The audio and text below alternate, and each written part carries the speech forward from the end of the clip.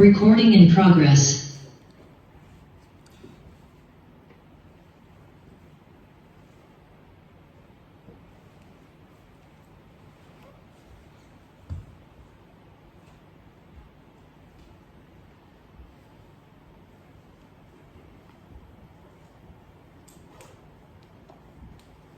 السلام عليكم ورحمة الله وبركاته.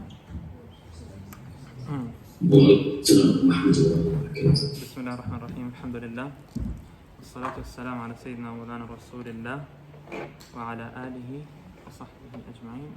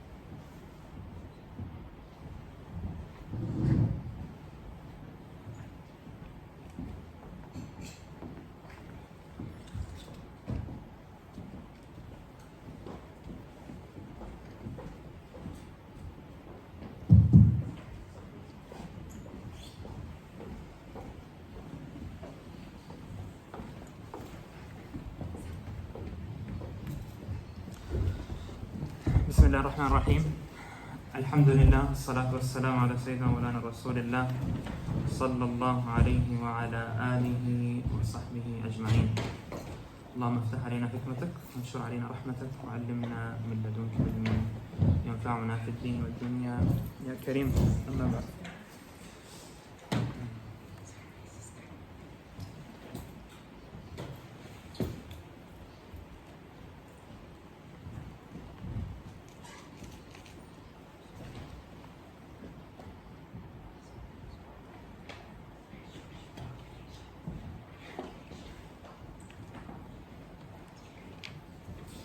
Alhamdulillah, we started the beginning of the text last time, and we read the introduction.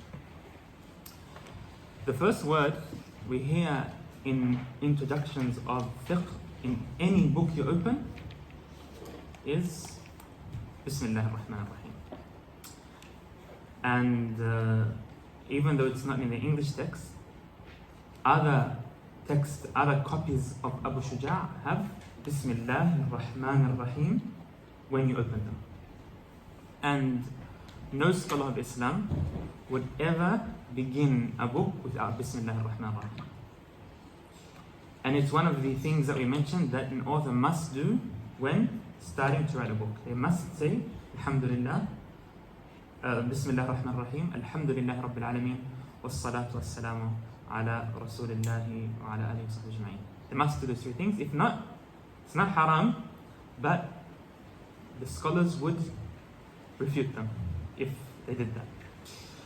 So usually in books of fiqh, the first thing the scholars do when it comes to Bismillah is they start to talk about Bismillah ar-Rahman ar-Rahim and the meanings behind Bismillah ar-Rahman ar-Rahim. And some scholars spend a very big portion of fiqh just talking about Bismillah ar-Rahman ar-Rahim. And not only in fiqh do we find this in tafsir, we find this in hadith. Bismillah ar-Rahman ar-Rahim is one of the sentences that takes a lot of the focus of the scholars when they write it. And the reason behind that is that the scholars of Islam believe that Bismillah ar-Rahman ar-Rahim has a lot of meanings behind it. It has meanings behind it that don't exist in any other word that could be said. And that's why Allah subhanahu wa ta'ala started his book of Quran with Bismillah ar-Rahman ar-Rahim. So the scholars usually go into the meanings of the ba, Bismillah ar-Rahman, then the meanings of Allah, and then the ba with Allah, what does that mean? And then ar-Rahman ar-Rahim, but then altogether, what does the sentence mean? Subhanallah, scholars like Imam al-Razi spent a huge portion of his tafsir just talking about Bismillah ar-Rahman ar-Rahim. But inshallah, we're just going to talk about some of the points that the scholars mention regarding Bismillah ar-Rahman ar-Rahim, because we don't have time in a book like this to go through the detail. So the first thing we talk about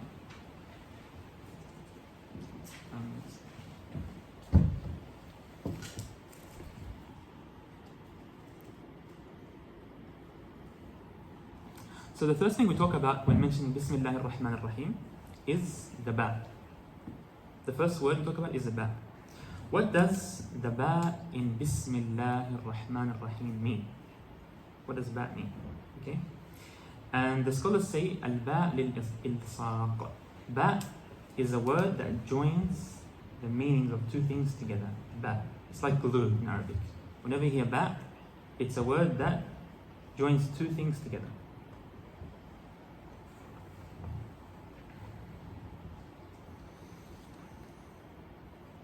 And the meaning behind it is that we are asking Allah subhanahu wa ta'ala to give us barakah and to help us through whatever we're going to start. Whatever we're going to start, we ask Allah subhanahu wa ta'ala to give us barakah and to help us through it. So the ba is what you use to ask for Allah subhanahu wa ta'ala's help by the name of Allah subhanahu wa ta'ala, meaning that Allah subhanahu wa ta'ala is going to be with you in this journey. The journey that Abu Shujā rahimahullah ta'ala took writing this book and putting the effort he put into this book was all done after asking Allah subhanahu wa ta'ala for help with saying Bismillah ar-Rahman ar-Rahim. Now, after that, the scholars talk about al-ism. What does ism mean? Yeah? And we know ism to be as a name, yes? And in Arabic they say al-ismu ma dalla ala musamma. It's what indicates someone who has been named by something. It's the word that indicates an individual. That's what an ism is, okay? And many scholars believe that Allah is the greatest name of Allah subhanahu wa ta'ala. Allah's greatest name is Allah, and others say Hayy al-Qayyum, and there's many other interpretations. And then Ar-Rahman Ar-Rahim are two names of Allah subhanahu wa ta'ala that indicate the mercy of Allah subhanahu wa ta'ala. That Allah subhanahu wa ta'ala bestows good upon the believers, that is Rahmah. When Allah subhanahu wa ta'ala bestows good upon you, that's the meaning of Ar-Rahman. Now, why do the scholars of Islam start with Bismillah ar-Rahman ar-Rahim, Alhamdulillah Rabbil Alameen?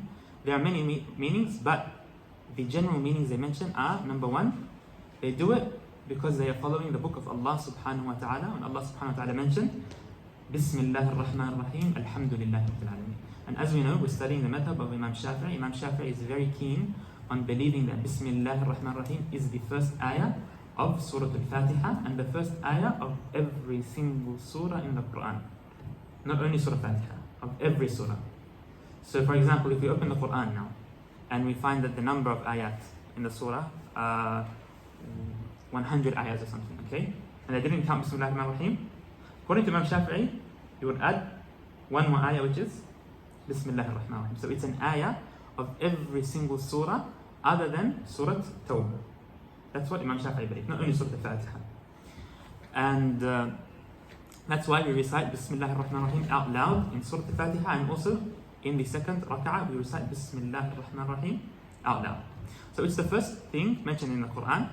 And even if we don't believe Bismillah ar-Rahman is the first ayah of Surah Al-Fatiha, all the scholars, all the Qurra, the 10 reciters of Quran, believe that you start the Quran with Bismillah ar-Rahman ar-Rahim. Whether it's a part of Surah Al-Fatiha or not, they all agree that you start off with saying Bismillah ar-Rahman ar-Rahim, as Imam al-Shatibi mentions in his famous book, Al-Shatibiyah, his poem that mentions all the 7 qira'at. He mentions they all agree upon saying Bismillah ar-Rahman ar-Rahim. There's no difference around saying it. When you start the Quran, the only difference is if it's an ayah of Fatiha or not. Okay, the second reason is that the Prophet ﷺ used to start with Bismillah when he used to write messages or send anything to others. When he used to write things, he would tell them to start with Bismillah. You know a famous hadith when the Sahaba went to Mecca and they were stopped entering Mecca, Sulh Hudaybiyah. When they were going to make a treaty with Rasulullah sallallahu alaihi wasallam, the first thing he said to start with is say Bismillah ar-Rahman ar-Rahim min Muhammadin Rasulullah ila hada ma ahad alayhi. So he mentions that it's all first thing is Bismillah ar-Rahman. This is from Muhammad Rasulullah sallallahu alaihi wasallam. When he wrote a message to the head of the Roman Empire, Kisra, he also says Bismillah ar-Rahman ar-Rahim min Muhammad Rasulullah ila Kisra azim al-Rum, azim al-Furs, azim al-Rum. So Rasulullah sallallahu alaihi wasallam used to say Bismillah ar-Rahman ar-Rahim all the time. And the third reason is that there's a specific hadith that says كل أمر ذي بال لا يبدأ فيه ببسم الله الرحمن الرحيم فهو أقطع. Every important matter that does not start with Bismillah ar-Rahman ar-Rahim is cut off. Every important matter that does not start with Bismillah ar-Rahman ar-Rahim is cut off. What does cut off mean? Mean it doesn't have the full barakah. As the scholars say, إن تم حسا فلا يتم معنى. Even if it seems like it's complete to your eye.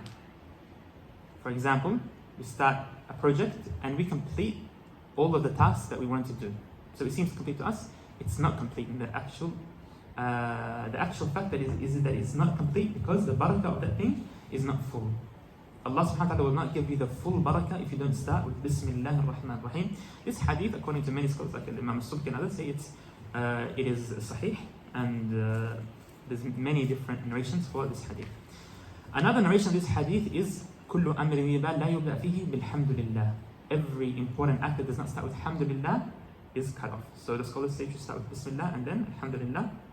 And the reason we choose Bismillah first is because that agrees with the Quran and with all the other practices of the scholars. Another reason as well, the fourth reason, which is that the scholars of Islam have taken this practice as a sunnah, as something that they do. Imam Shafi'ee rahmatullah, in all of his books, we find that he says Bismillah, Alhamdulillah, and then he starts to mention the rulings of fiqh or usul al-fiqh and anything else. The muhaddithin do the same thing in books of hadith. Okay. Now,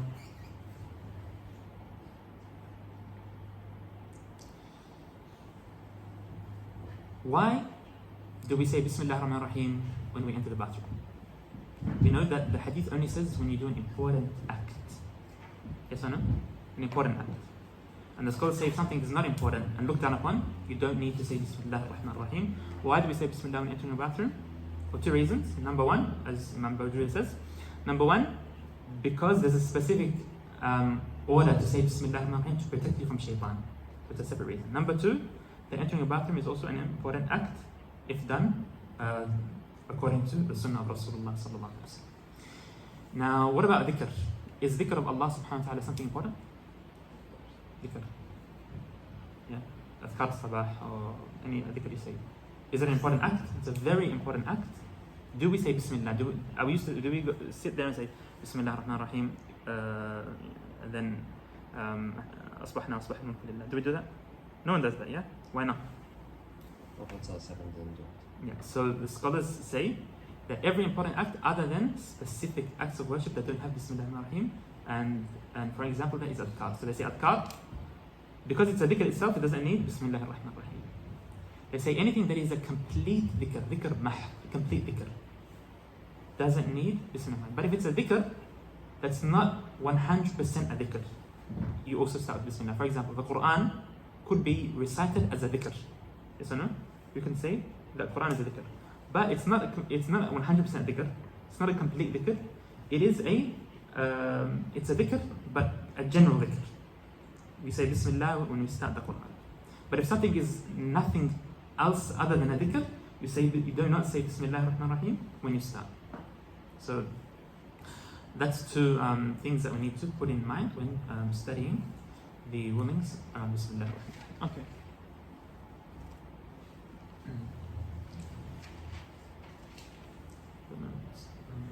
Screen doesn't seem to be moving.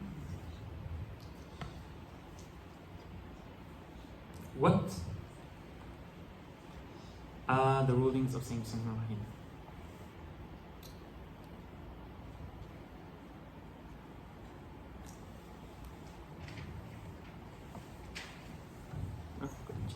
Alhamdulillah. So the scholars say that in some cases saying Bismillah ar-Rahman ar-Rahim is haram, in some cases it's makruh, disliked, in some cases it's sunnah, it's mustahab, in some cases it's wajib, in some cases it's allowed. It's not wajib, it's not makruh, and it's not sunnah, and it's not mustahab. Okay? What are the rulings? Number one, it's haram to say Bismillah ar-Rahman ar-Rahim according to the fiqh that we study when starting with something haram. If you're going to do something that is haram, forbidden, it's haram to do it. But it's also haram to start with Bismillah ar-Rahman ar-Rahim. If you begin something haram with saying Bismillah, you have two sins, not one. The first sin is by saying Bismillah ar-Rahman and then beginning with Bismillah. And the second sin is doing that thing that is haram. What about something that is disliked? Let's say it's disliked. It's makruh to say Bismillah when starting something that's makruh. For example, if someone does an act that is disliked but not haram, they don't get any sins, but it is disliked. There's no rewards in doing that, and you should not do it. It's something that is closer to being forbidden than it is to being permissible. What are some examples of things that are makruh? For example, looking at someone looking at their own private parts for no reason is makruh. For example, that's an example. Okay, that's not something that you should do, but it's not haram. If someone was to do so, they should not say that and start with Bismillah ar-Rahman. Okay. What is something that's haram that you cannot do with Bismillah ar-Rahman? Many examples. Drinking alcohol, for example. Someone's going to drink alcohol. They don't say Bismillah ar-Rahman and then start drinking. Yeah. You shouldn't start drinking at all. But if you're going to say Bismillah and start drinking, then that's even worse. Anyway, these are just examples in fiqh. Doesn't mean that khalas, go drink alcohol, just don't say Bismillah ar-Rahman. These are just examples of what you say. The scholars of fiqh, they like to just give examples so that we are familiar with how fiqh works. That's all it is, yeah? The more examples, the better we understand things. Okay. It is sunnah. It is sunnah. So it is beloved. Sunnah. You get rewards for saying Bismillah when doing things that are important according to the Sharia. So we're not saying anything that's just sunnah. Things that are important according to Sharia. Like the hadith says, كل أمر ذي بال لا يبدأ فيه بسم الله الرحمن الرحيم فهو أخطأ. Every important act that's significant and you don't start Bismillah, it's cut off. So things that are important in the eyes of Sharia are to be started with Bismillah ar-Rahman ar-Rahim. And there's many examples of that. An example is when you start fiqh, when you start a dars, when you enter your house. You do things that are important. What are things that are not really important? If someone, for example, decides to clean the street or just mop the floor, that's not something that's very important. You don't need to start with Bismillah ar-Rahman ar-Rahim. So I think it's beloved to say Bismillah when things that are important according to the Sharia. And the last thing we didn't mention, and when is it wajib to say Bismillah? It's wajib to say Bismillah in many cases that we're going to study in fiqh. We don't say when you're doing something wajib, no. When you do something that it is required to say Bismillah in. For example, when you recite Surah Al-Fatiha in Salah, it's wajib to say Bismillah ar-Rahman ar-Rahim. What other cases do we have? Any examples? When you have to say Bismillah ar-Rahman ar-Rahim? No, according to Imam Shafi'i, when you say slaughtering an animal, you do not need to say Bismillah ar-Rahman ar-Rahim when you're slaughtering an animal. No. It's sunnah, not wajib, if you're a Muslim. According to Imam Shafi'i. So the rest of the scholars say you have to say Bismillah ar-Rahman ar-Rahim when slaughtering an animal. Imam Shafi'i says you don't have to say Bismillah ar-Rahman ar-Rahim because Bismillah is with every Muslim in the heart. Anyway, another example is if someone swore by Allah subhanahu wa ta'ala to say Bismillah ar-Rahman ar-Rahim. Yeah? So, he says, Wallah, I'm going to say Bismillah ar-Rahman ar-Rahim. Khalas, you've got to say Bismillah ar-Rahman now. That's an example, okay? When is it jaiz? When is it permissible? Not haram, not makruh, not wajib. When is it jaiz? Not many scholars mention when it's jaiz, but as some scholars say, Imam Bajuri says, it seems like it could be jaiz when the thing is not really falling under any of these categories, like cleaning the street or something, or just doing a random act. Then it would be permissible, but you would not be rewarded for it, but it would be impermissible to say it in that case. Okay. After that he says, وَصَلَّى اللَّهُ عَلَى سَيِّدِنَا مُحَمَّدٍ. In the introduction he sends salat upon the Prophet ﷺ. We're not going to spend too much time talking about this inshallah ta'ala. What does salat upon Rasulullah sallallahu alaihi wasallam mean? The important thing here is for us to understand what it means when you read it. That's all. What does it mean? From Allah subhanahu wa ta'ala. So if it's coming from Allah subhanahu wa ta'ala, it means that it's a mercy that Allah subhanahu wa ta'ala is sending upon the Prophet ﷺ. It's rahmah مقرون بالتعظيم. So it's a mercy from Allah subhanahu wa ta'ala. He's sending upon the Prophet sallallahu alaihi wasallam, but that mercy is sent upon the Prophet sallallahu alaihi wasallam while he is being elevated and respected, and his state is high. So it's a mercy that's sent upon the Prophet sallallahu alaihi wasallam with an elevated state, in a state that's very elevated and high. If the salah upon if salah comes from the angels of Allah subhanahu wa ta'ala, it means that they're doing istighfar. They are asking for Allah subhanahu wa ta'ala to forgive. When the angels send salah, they are asking Allah subhanahu wa ta'ala to send his maghfirah, his mercy, or his forgiveness. And if it comes from a believer, from a Muslim, what is salah? Allah says, "Oh, you believe, send salah upon Prophet sallallahu alaihi wasallam." What does salah mean from you? Salah from the believers means severe dua. Dua that comes from your heart. It means dedicated dua from the Prophet for the Prophet sallallahu alaihi wasallam. So we say, "Oh Allah, send salah upon Prophet sallallahu alaihi wasallam." We're asking Allah subhanahu wa ta'ala to send him rahmah. Okay? We say, but if a believer sends salah upon someone himself, then also he's asking Allah subhanahu wa ta'ala, and he's indicating to Allah subhanahu wa ta'ala, and he's making that severe dua, that sincere dua. Okay. Salah upon Prophet sallallahu alaihi wasallam is a condition in many acts of worship according to Imam Shafi'i. I think no other madhab believes it's a condition in as many things that Imam Shafi'i believes. He believes it's a condition in both khutbahs in day Jum'ah. You have to say Allahumma salli ala Muhammad. You can't say alayhi, ala Muhammad. You have to mention his name or one of his attributes.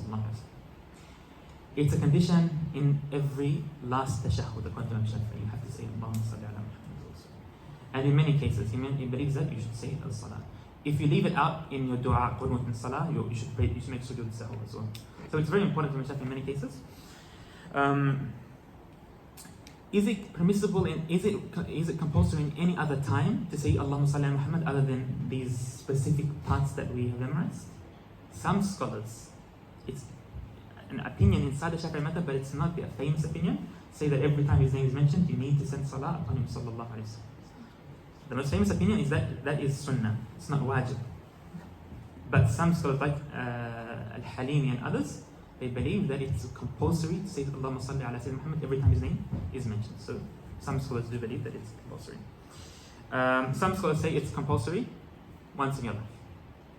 So there's different opinions when it comes to how many times to say salah, but that's all just when we're studying fiqh.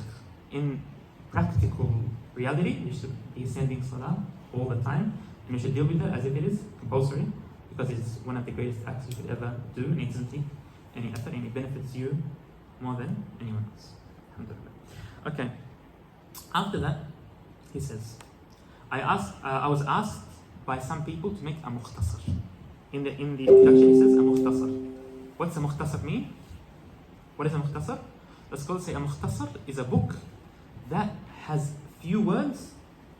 It has a very small amount of words and a lot of meaning. That's what a mukhtasar is. He says, I was asked by people to write a mukhtasar in fiqh. What's a mukhtasar in fiqh? In fiqh, you're going to hear about many books called the mukhtasar. In Maliki fiqh, we have Mukhtasar al-Akhdari, yeah? For example, mukhtasar, a small book. Very few pages, but a lot of meaning. That's what a mukhtasar is, okay? Okay, another thing that I want to go through, inshallah ta'ala.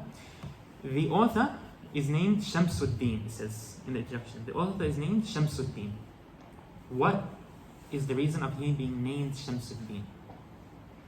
There is a tradition in Islam that we find throughout history, and it is that anyone named Muhammad is usually called Shamsudeen. Anyone named Muhammad is usually called Shamsudeen, the son of the religion, the deen. Okay? And anyone named Ahmad is called? Anyone know? Huh? What do you think? Qamaruddin. Qamaruddin is a fruit. It's the apricot. Huh? Anyone know? Okay. Anyone named Ahmad is called Shihabudeen. Shihabudeen. Yeah? What's a Shihab? Star. The star, yeah. It's a star of the religion, yeah? The shooting star, yeah? And anyone named Ali is called? Ali? Any Ali here? Ali. Ali is known to be Nurudeen. Nurudeen is always the name they give to people called Ali. It's not a condition. We have many examples that don't fall under this, like Imam Subki, his name is Ali, but he's called Taqiyuddin. Yeah? But generally, we have Shamsudeen for people called Muhammad, Shihabudeen for people called Ahmed, and Nurudeen for people called Ahmed, who are called Ali. Okay. After that, he says that I'm going to write a Mukhtasar for يسهل على المبتدئين. It's easy for a mubtadi' to start. What does mubtadi' mean? Beginner. In fiqh, people are categories, according to fuqaha. The first category is al-mubtadi'. What's a mubtadi'? Mubtadi' is someone who doesn't have the ability to explain and nor understand the masail, the rulings that are mentioned in fiqh. That's a mubtadi'. Above a mubtadi' is someone called al-mutawassit. What's mutawassit? Someone who has reached the medium level of fiqh. What's a mutawassit? Mutawassit is someone who can understand the rulings of fiqh and he can explain them. Can understand and explain. So if you ask him about a ruling, he can tell you what it means. He understands and is able to verbally explain it. That's called a mutawassit, medium person in fiqh. And after mutawassit is a muntahi. Muntahi is someone who's reached the end of fiqh, and that is usually someone who is able to understand, explain, and mention the proof for that ruling. Mention the proof also. Muntahi is many different ranks. The highest rank would be like Imam Shafi'i, Mujtahid. You can look into the Quran and Sunnah. Other scholars don't reach that rank, but they understand the reason that this ruling came and how the scholars bring this ruling to us and where it came from. That's all Muntahi. Faqih can do that. Okay. Before we go into the book, the last thing I want to talk about, which is very important, inshallah, is how is fiqh organized in Islam? How do the scholars go through fiqh?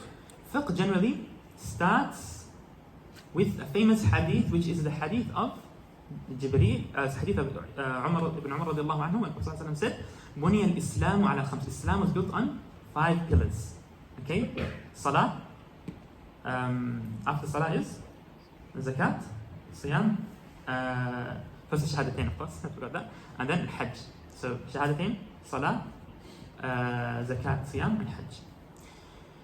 Before Salah, there's conditions for Salah. Okay? Many conditions that we're going to go through. Many conditions. Up to 18 conditions in the Shafi'i madhab, or some say 13 conditions. The most important condition is what? Is Taharah. Cleaning yourself, yes? All the other conditions are not very detailed. You don't need a whole entire section of fiqh for them. There's no section of fiqh called facing the Qibla, for example. What are you going to put in there? We're not going to talk for 10 years about facing the Qibla. It's pretty simple. You've got to face the Qibla. We'll talk about, they don't tell you, the Qibla is Kaaba, that's it. Okay, they talk about facing the Qibla, they say you got to try your best to face it. How can you look for the Qibla? How to read the stars? Do you have to face the physical Qibla or just in that direction? Those kind of things they mention in the book of, that's it, yeah? But Taharah has so many details. And not only in Salah, but in many other matters to come in fiqh. And that's why they start with this condition. They start with the conditions of Salah, and the most important condition, with the most detail, is Taharah. So they start with Taharah before anything else in fiqh. All the scholars of fiqh, okay? After that, they go through the 5 pillars of Islam. They mention the conditions and all the other parts of it. So they go to Salah. After Salah, they go to Zakat. After Zakat, Siyam. After Siyam, Hajj. After Hajj, they go into the second section of fiqh, which is transactions. Al-Mu'amalat. Okay? They go into transactions between people. Because usually when people, once they worship Allah subhanahu wa ta'ala, what do they want to do? They want to go buy and sell. They want to make money. Yes or no? And everyone needs to buy and sell. Every person needs to buy and sell. Once you've bought and sold, what do?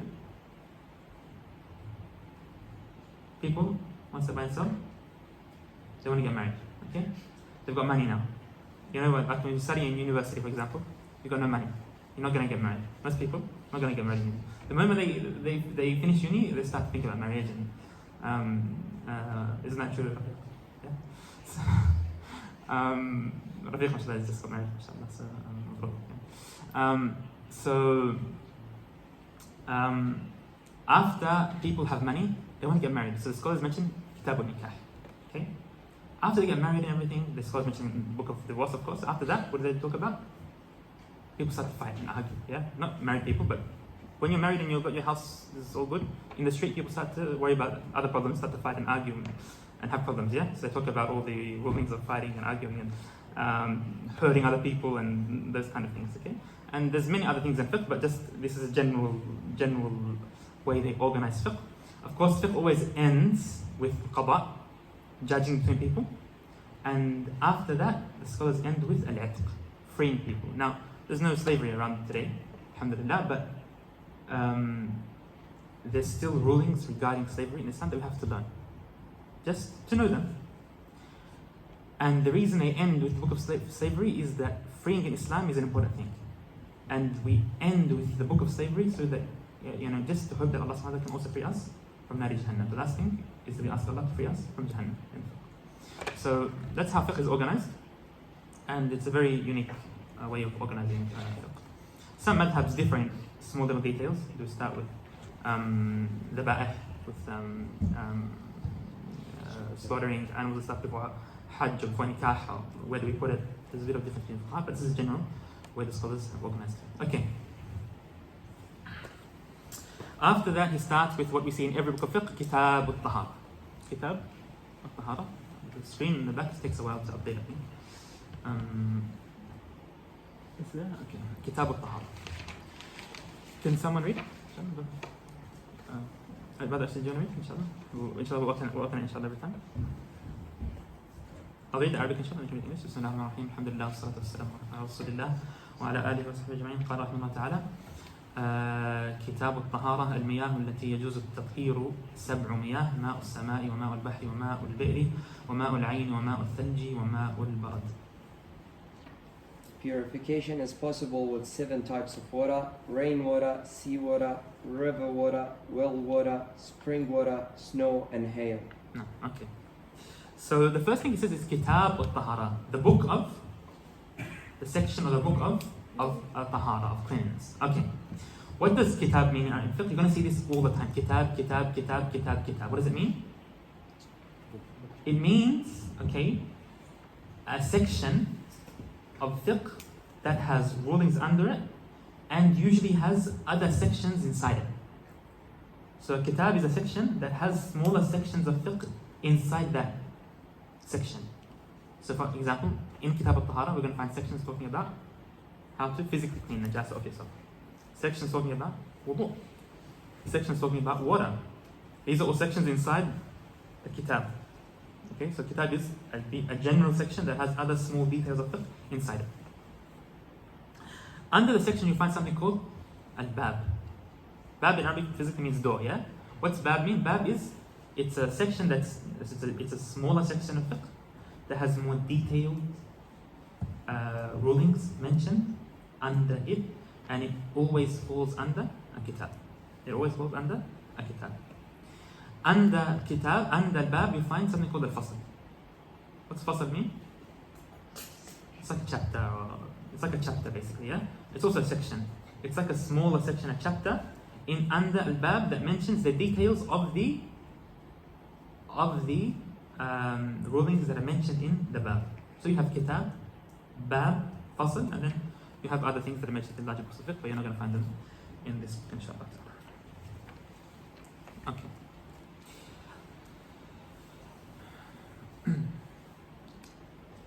What is Taharah? What is Taharah in fiqh? What are we going to study in Kitab al-Tahara? What are things we might find?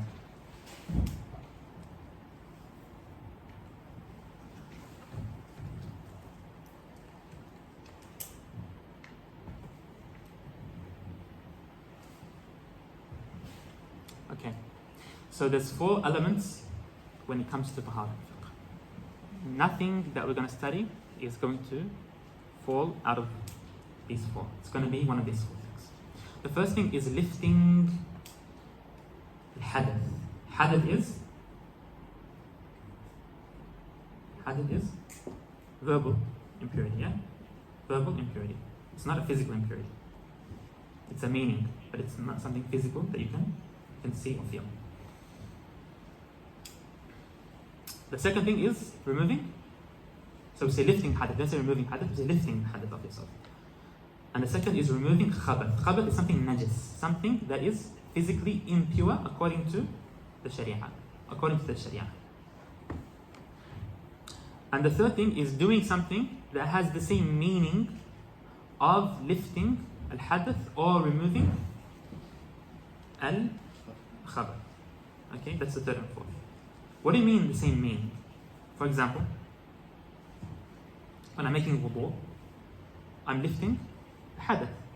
But what if I already had wudu and I'm renewing my wudu for salah? I'm not lifting anything here, but I'm doing something that looks like I am removing the hadath. It has the same, the same look. People were able to tell if you're lifting a hadath or not. So it also is mentioned in the book of Taharah. What are things that look like removing khabath but not really khabath? Removing najasa. For example, if someone goes to the bathroom, they should wipe 3 times. Okay. What if they're not clean after wiping 3 times? They have to wipe a 4th, a 5th, until it's removed. If they remove the najasa wiping themselves 4 times, for example, they should wipe an extra 5th time to end on an odd number, witr.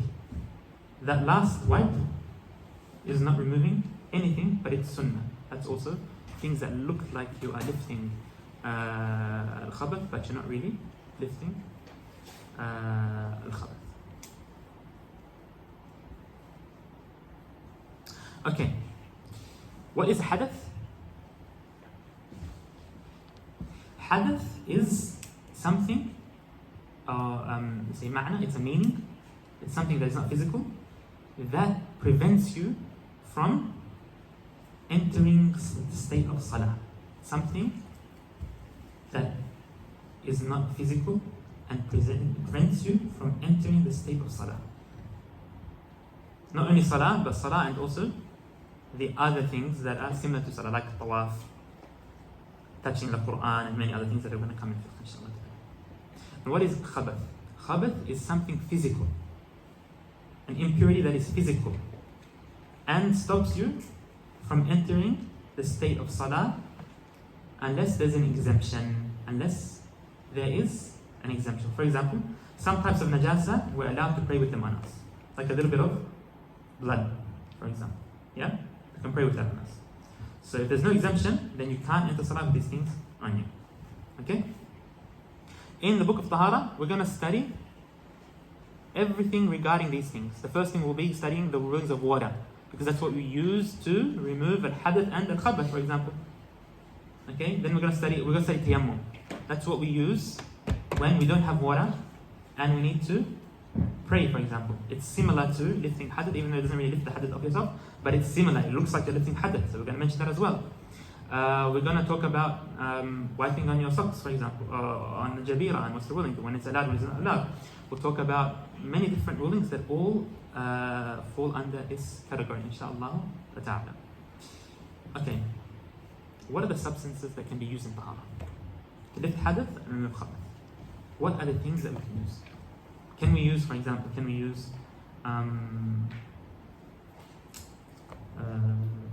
Gatorade, for example? Yeah. There's a najasa on the table. I want to pray here.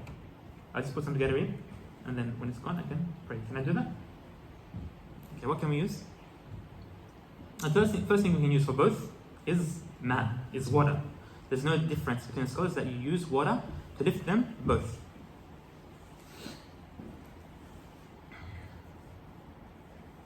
Another thing you can use in some cases of Taharah is dirt. Dirt can be used in tayammum, and it can be used when you need to wash a severe impurity, like the impurity of pigs and dogs. That needs to be washed with water mixed with dirt. Okay? So water, dirt. The third thing is hajar. What's hajar? Rocks. The ones who studied Safina with me know that hajar in fiqh is not only rocks, it's rocks and anything else that can physically remove the impurity of you. So paper, rocks, tissues, these things are all considered hajar in fiqh. And a hajar, or any substance that can physically remove, it's dry and it's not something that's respected like the Quran, can be used to remove used to remove najasa of yourself. And the third thing that we use in Taharah is ad-dibagh. Ad-dabagh. What's dabagh mean? The tools that are used in tanning. In the Shafi'i madhab, if you tan the skin of a dead animal, what happens? It turns from najas to becoming tahir. If you tan the skin of a dead animal, it's no longer najas, it becomes tahir. So whatever equipment you use to make a skin tahir is called a dabagh. That is also considered a substance that we use in Taharah. So number one, water, dirt, stones or anything that similar to stones, and the equipment that we use in tanning. These are the four things that we can do Taharah with in fiqh, nothing else. You will never find anything else in fiqh that you can do Taharah with. Okay? Before we get into the difficult rulings of Taharah,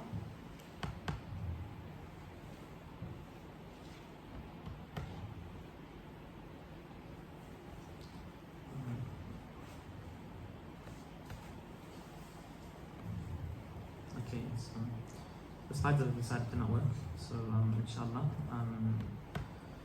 if they're clear on Zoom, it's good, inshallah. If not, I've got some nice slides here, nice pictures, but sadly they're not coming. What are the best forms of water? Can everyone please mute themselves? What are the best forms of water out there that you can make taharah with? This is not really a part of fiqh, but it's a nice, interesting part of fiqh that the scholars mention just to make things like, when we make jokes in the middle of this, yeah, to break the stress. The scholars mention things like this to make fiqh look fun. Yeah? So, what are the best forms of water out there in the world? Many Shafi'i scholars mention this in their books. The forms of water that you can find out there are many different sources of water. Okay. The author here mentioned 7 different types, okay? We're not talking about that. What are the best types of water ever out there? Any answers? What's one of them? But that's not number one, but it's one of them. No. I'm talking about more specific than rainwater, yeah? Okay, the best type of water out there, of course, the first thing is water that came through the fingers of Rasulullah sallallahu alaihi wasallam. When they used Sahaba, when they had no water, they would pour water on his hands sallallahu alaihi wasallam, and what would happen? It would increase. So the best form of water ever is water that came through the fingers of the Prophet sallallahu alaihi wasallam, as mentioned in many hadith, in Sahih Bukhari and Sahih Muslim, that there was a whole army with Rasulullah sallallahu alaihi wasallam, and when they poured water in his hands, water started to gush out of his hand, and the whole entire army made wudu with that water. That's the best type of water. Number 2 is Zamzam. Number 2 is Zamzam. It's the second best type of water you could ever use or drink in your life. Okay? The third type of water is Al-Kawthar. Kawthar. The river of Rasulullah sallallahu alaihi wasallam in Jannah. Yeah? The river in Jannah is Al-Kawthar. Now the majority of scholars believe that there's 2 things. There's a river before you enter Jannah, that's Al-Hawd, the pond. And then Al-Kawthar is inside Jannah, yeah? And that's the surah that was sent out to Prophet. He said, Allah subhanahu wa ta'ala said, Inna a'tainaka Kawthar. We gave you Kawthar, which is a river inside Jannah. Okay? And the third best type of water out there is something that is easy to access also. It's not in Mecca, but it's in which country?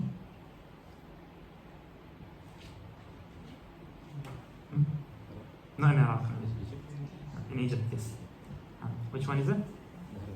Nahr Nil, yes. So the water of the Nile, according to the Fuqaha, is the 4th best type of water on earth. And there's many hadith that talk about the water of the Nile. And then after that, the rest of the waters are all, of course, beautiful things. But anyway, the fourth is the Nile. Okay. The scholar, the author of the book, mentions that there's 7 types of water. Is there really 7 types of water out there, or more or less? Why? The reason he mentioned this is there's 7 general types of water that are usually found in their original state, haven't changed. Nothing has happened to them. Sometimes we find water that is being played around with. Okay. In fiqh, water should be in its original state. So there's 7 main types of water, and we can add to them also. We can also add to them. For example, water that came through the fingers of Rasulullah is an extra type of water, but he didn't mention that here. When making Taharah, you don't need to worry about these 7 types of water, but you need to worry about what I'm going to mention now, inshallah. Okay? Water in fiqh are 3 or 4 types, and I really hope that I can get the PowerPoint working because it's important for you guys to see this. Inshallah ta'ala, I'll try to just try again.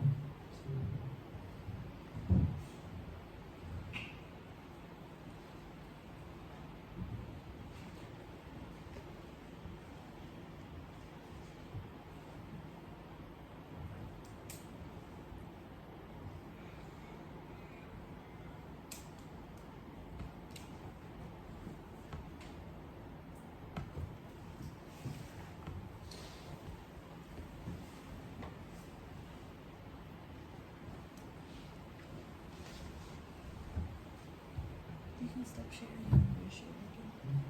Okay, so stop. And share again, inshallah.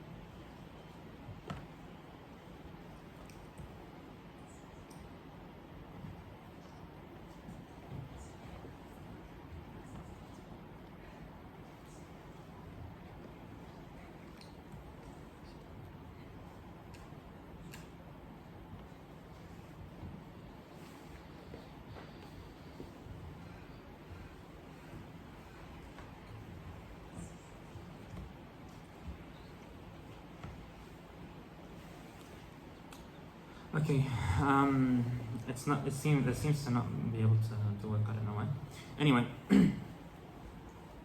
inshallah ta'ala, it's really important to focus on this. In fiqh, all the types of water you find out there fall into 3 categories. Okay, fall into 3 categories. Number 1, water that is tahur. Water that is tahur. What's tahur mean?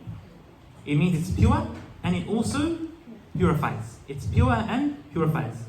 So it has 2 strengths. It is pure in itself and it also purifies other. So it purifies from both najas and khabath. That is a tahur. Okay?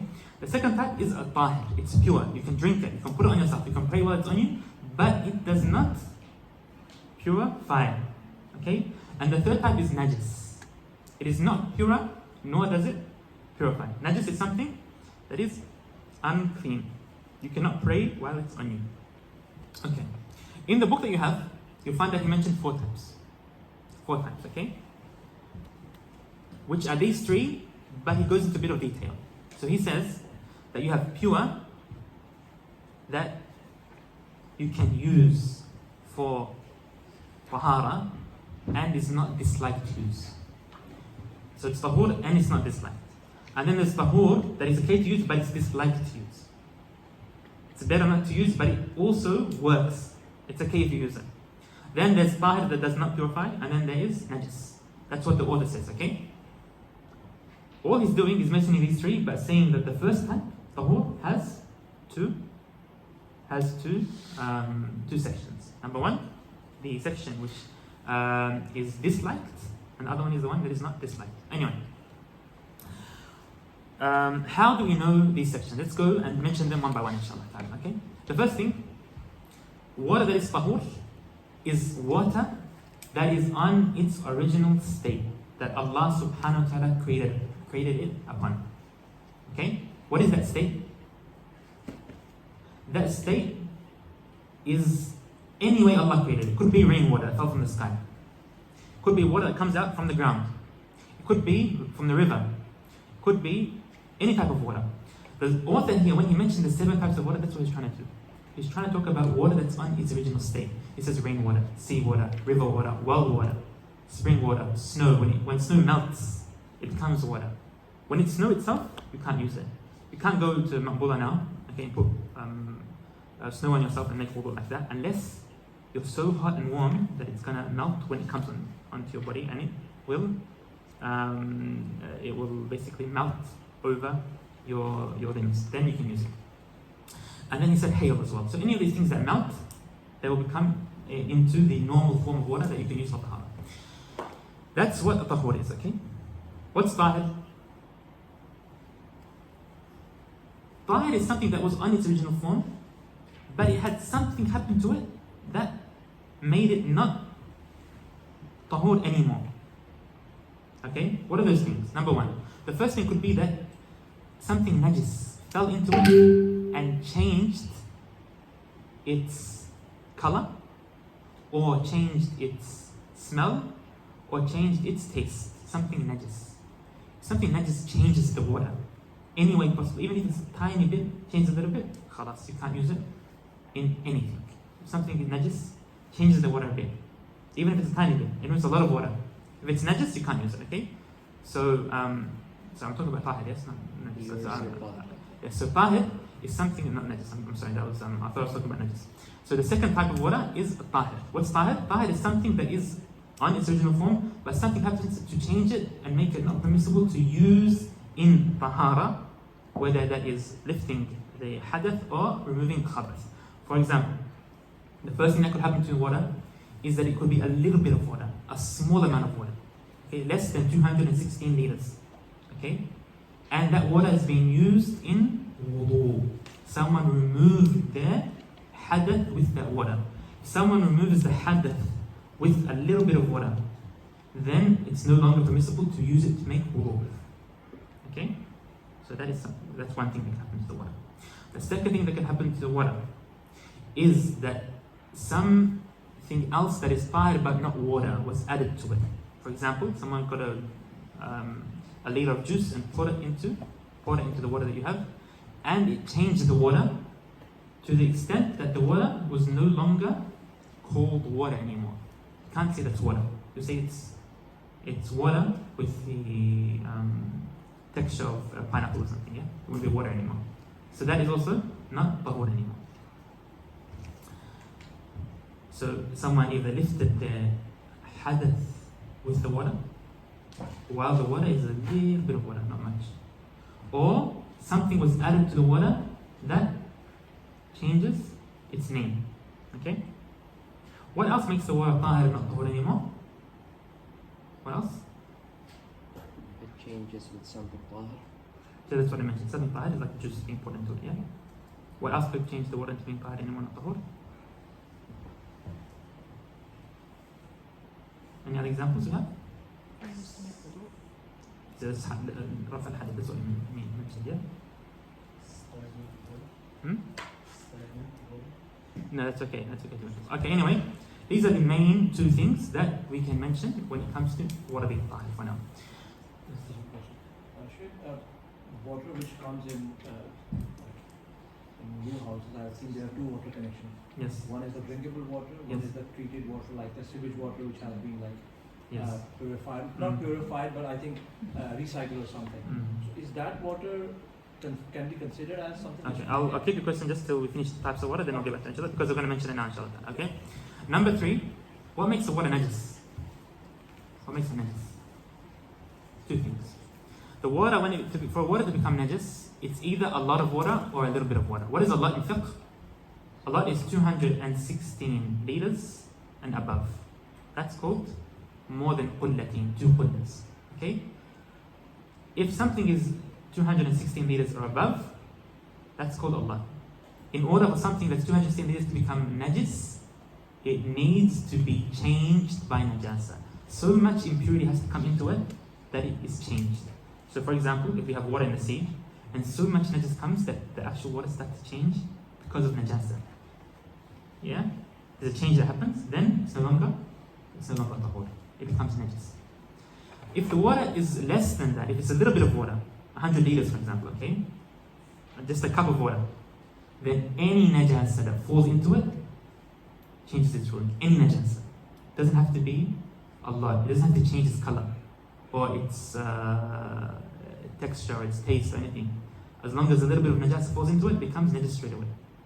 One drop of urine, for example, in a bowl of water makes it najis straight away. So if it's a little bit of water, any najasa that falls into it removes its taharah and it becomes najis straight away. You can't pray with it. You can't pray with it on you. You can't make wudu with it. You can't use it for anything. Okay. So if it's a lot of water, it'll have to change through najasa. So much najasa has to come into it that it changes it. Okay. If it's a little bit of water, it has to have najasa fall into it, even if it's a little bit of najasa. Other than things that the Prophet ﷺ mentioned that don't affect water. Like, for example, like what? Like a dead animal, a dead fly, a dead insect. Not an animal, an insect that falls into your cup or it falls into the water. You can remove it and you still use the water for tahara and it's fine, because Prophet ﷺ said that if a fly is to fall into your cup, you can remove it and then drink it, and that is fine. So it doesn't change the purity of the water because of its hadith. And many other examples in fiqh that are known as ma'fu'an, things that are forgiven in sharia. Many examples, we can't go to details here. These things don't affect the water even if it's a little bit. Okay, so just to summarize everything we just took now, water is either a lot or a little bit. Okay, a lot or a little bit. A lot of water means 216 or 17 liters plus. A little bit is less than that. If water is a lot, you have a lot of water, it doesn't matter if you make wudu with it, if you use it to remove najasa, if najasa falls in it, doesn't matter what happens to it. It's going to be tahur. It's going to remove najasa and remove the hadath as long as it's not changed by najasa, as long as it's not changed by najasa, or it's not changed by anything that changes its name. If water's name is changed and it's not called water anymore, then we can't use it for anything. But as long as it's still water, you can still call it water, and najasa hasn't affected it, even if najasa falls into it, it's fine. Even if you use it to remove your hadath, your khabath, it's fine. We can use it. And for example, a good example of this is swimming pools. Yeah, have maybe 1,000 liters of water. People urinate in it, and things happen in there. It's fine. That's cool. It's all considered tahur. You can use it to make wudu. So if you're swimming, just intend to make wudu while you're under the water, and then khalas, the wudu is done. Alhamdulillah. But you have to make an intention. Yeah. In Hanafi madhab, you don't need to have intention. In Hanafi madhab, you can just swim, and then your wudu is done. That's it. Yeah. But according to Imam Shafi'i, you need to intend, and then your wudu will be correct, inshallah. Okay. What about a little bit of water? Small amounts of water, less than 216 liters, are affected by using it to remove your hadath, to make wudu with it. Not the water that's remaining in the jar, that's okay. Okay, but the water that drips off your arms, if you were to collect that and make wudu with it again, then it's not permissible. Okay.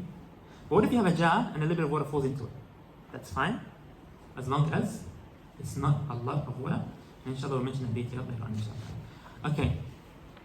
The second, so we have a lot of water and little water. Let's read what the author said, inshallah ta'ala, regarding the types of water. He says that we have 4 types of water. قال رحمه الله تعالى. It's not even coming up here because of the. You can see it. You can see it on Zoom. You can see it, but I can't see it. Does someone want to read, inshallah? There are 4 categories of water: pure and purifying, not offensive to use, it's plain water; pure and purifying, not yet offensive to use, it is water irradiated by the sun, mushammas; pure yet not purifying, it is water that has been used to raise ritual impurity or remove filth, or has been changed by pure substances that have admixed with the water; impure, it is water in which filth has been admixed while the water is either less than 2 qulla in volume or at least 2 qulla in volume and has changed. Okay, so it's clear, inshallah. Now, what is makruh? The only thing we did not explain now is the makruh. The water that's disliked to use to make tahara, even though it is permissible to make tahara with, okay? There's some types of water that if you can find something else to use for wudu, it's better. But if you use it, it's okay. What is that? Number 1, al-mushammas. Al-mushammas is the water that is being heated by the sun in a country that is very hot. So if it's in a country that's not always hot, it's okay. It's heated by the sun in a country that's hot, and it's inside a container that is made from some type of metal that is usually hit to shape. Okay? So these conditions are very hard to find in any type of water.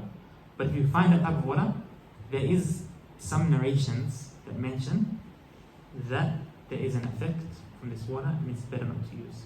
So in some narrations, some hadith even, Prophet ﷺ told Aisha not to use this type of water. Some scholars also say that there's another reason, and that there's some toxic things that come out of the water in this state, and that it's better not to use on your skin when you make wudu. Number 2, another thing that's makruh, not mentioned here, is water that's extremely hot or extremely cold. Extremely hot, extremely cold, it's not good to use that for your tahara. But if it's just warm or a bit cold, it's fine to use for your tahara. Okay? That is generally the most important rulings you can learn in fiqh when it comes to water and the rulings of water, inshallah ta'ala. I don't want to go over time, inshallah ta'ala, so we'll stop here with Allah. Sallallahu alayhi wa sallam Muhammad wa ala alihi wa sahbihi ajma'in. There's been a lot of interruptions when coming to the screen, inshallah ta'ala. I'll try to work on that next time, bismillah ta'ala. Inshallah, do you have any questions? Whether here or on Zoom, inshallah ta'ala.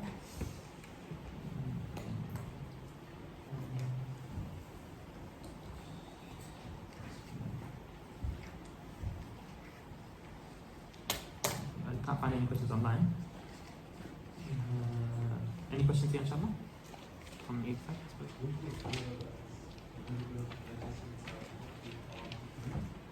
Okay, if the water has a bit of najasa inside it, can we drink it?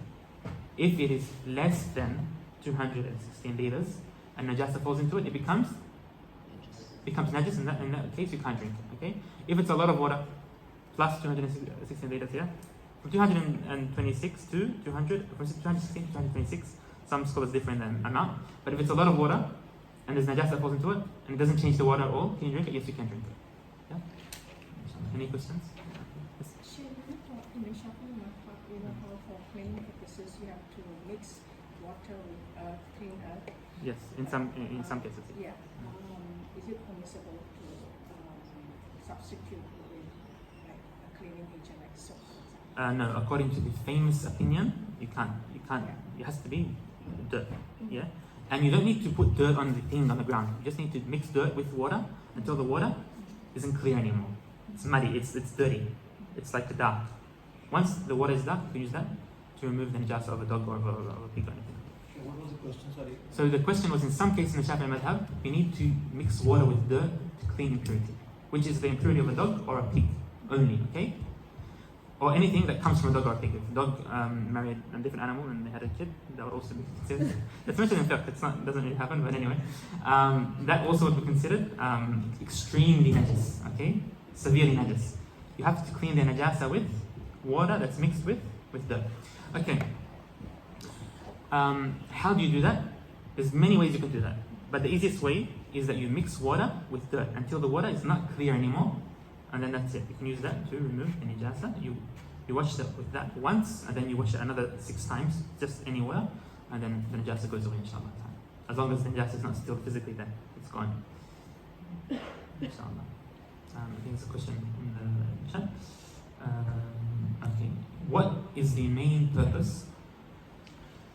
What is the main position for the categories of water?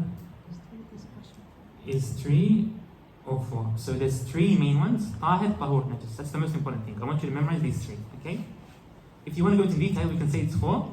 But the 4th one is just an extra category under Tahur. The disliked water, but it's still Tahur. So Tahir, Tahur, Najis is what I want you to memorize. And if you want to memorize the 3, it's fine. The meaning of ism, al-ism ma dalla ala musamma. What is used to indicate an individual is called an ism in Arabic. It's called an ism. You don't know? That's it. In purifying something that's severely najis, so 7 times one of them with water and dirt. So can the dirt be used without water in this case? You can put the dirt first and then put water. Okay. Okay. And that would be counted as 1. That will be counted as 1. Or you can put the water with dirt, and there's many ways you can do it. But the best way is to mix water and dirt together and then wash it. We had a question from the brother before, I think, on the waters that we get. Yes. Okay. So what about water that is originally sewage water? Okay. And now we find that it's used in houses. Now, the rule of this is mentioned in detail in fiqh. If a lot of impure waters come together, okay, in a huge area, and the water becomes more than 2 qulls, okay? So for example, there's a factory that has a huge well or something, and there's all the water, the sewage water comes into that, and then the impurity is removed and it comes back to its original state, okay? While it is still more than 2 qulls. If it's less, then khalas, okay? If it's still more than 2 qulls, when it's cleaned, then it becomes tahur again. It comes back to its original state. As long as the impurity is removed while it's still a lot of water. If it becomes a little bit of water, like you take the najasa out, and then you're only left with 5 days of water, and khalas, it's najasa, yeah? But if you take the najasa out, and there's a lot of water that's still there, then it will still be considered tahur, and it goes back to its original state of water, and it's fine to use. So inshallah, I believe that sewage water now that's used in houses, I think in factories, they get all the water together, they clean it, and then they send it off to the houses. So inshallah ta'ala it will be tahur. I hope it is tahur, inshallah ta'ala. And that's what many scholars give fatwa according to. So if the water was less than 2 qullah, but in different places, and it was purified, then gathered together and became more than 2 qullah. Okay, so if it was purified individually, for example? Yes, while being less than 2 qullah, and then brought together and became more than 2 qullah. According to the famous opinion, it's also okay. As long as it is more than 2 qullah while it's on its original state. Yes. So it has to be more than 2 qullah while it's on its original state. In that moment, khalas, we consider it to be tahur. So don't use it until it's all brought together. If you use it while it looks tahir, but it's not, you can't use it, yeah? Once it's together, khalas. Yes. So just touching on the question about the najasa from like dogs, for example. So if it goes on your clothes and you have to wash it with dirt, Yes. like do you just rub the dirt on the clothes? And So dirt has to be mixed with water, okay? So for example, it could be, the best thing, like I said, is to mix water with dirt and pour it on there. Just like a little bit of dirt, not much, so you don't wreck the clothes. Or you can just get rid of dirt and put it on that part, and then get some water and smudge it, okay? And then wash it off. Do you have to do that 7 times? No, just once. Okay. Then you wash it another 6 times with normal water. With normal water? So 7 times, you need to wash 7 times, so one of them has to be with dirt. It could be the first, and it could be the second, third, fourth, fifth, sixth, or last, but it's best to do it first. It's best to do it first, okay? But just once. The rest of the times, just normal water, inshallah. And just that part that has najasa, not the whole clothes. Just that part that has najasa, inshallah. Okay. Another question here says, is the water that falls off after cleaning from the dog, I think, also najis? So it depends on what time it falls off. Okay? If it falls off and the last washing, you washed it 7 times, the 7th time it falls off, then it's not najis. Okay? But it falls off at the beginning of your washing, then you need to also wash that water for the remaining times that you haven't washed it yet. For example, if you wash the najasa twice, you have how many times left? 5 times left, okay? And a bit of that water falls onto my table here on my book. What do I have to do? I have to wash it 5 more times until it becomes 5 times. So it's a bit of a mess. Okay, another question here is the najis. Of course, the rules of dogs and pigs are going to come, inshallah. Because we're going to hold that on that, inshallah. Can you please repeat the meaning of this and that? What needs to change for a large amount of water to be impermissible to make wudu with?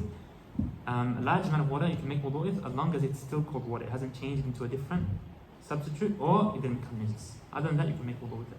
So if we have a pond of water, more than 216 liters, we can all make wudu there, it's fine. All together, that's fine. There's nothing wrong with that, inshallah. Okay, anything else? Maybe this topic will come, but you mentioned about tanning of the leather for animals which are not like permissible in Next class will be on tanning, inshallah. When you're removing impurity, you mentioned dirt. Like in practical terms now, when you use washing powder, It doesn't move impurity, yeah? Washing powder doesn't move impurity, you have to use water. you say you can use dirt with water. Yeah. Use washing powder with water. It still doesn't count. It's dirt with water when it comes to using the major impurity. Any other impurity, just water is enough. But washing powder does not count as dirt. Some scholars say that sahun, that soap, can be used, but it's not the famous opinion in the Shafi'i method. What we're studying is that dirt is the only thing that is used for removing najasa. Someone's asking if it's sufficient to use soap to clean dog saliva. No, it's not. It's not okay to use soap to clean dog saliva according to the Shafi'i method. Allah Ta'ala. Inshallah, we'll stop here because we've gone over time. And inshallah, all these technical things that delayed us today, we'll definitely, inshallah, set them up before we start next time. Maybe we'll come early, inshallah, and we'll start straight away with Allah Ta'ala. If anyone has ordered a book and hasn't got it, there's books here. We have Salih, Sulaiman, Salahuddin, Abdul-Rahman, Ahmed Siddiqui, and Hisham Mustafa. Allah Ta'ala.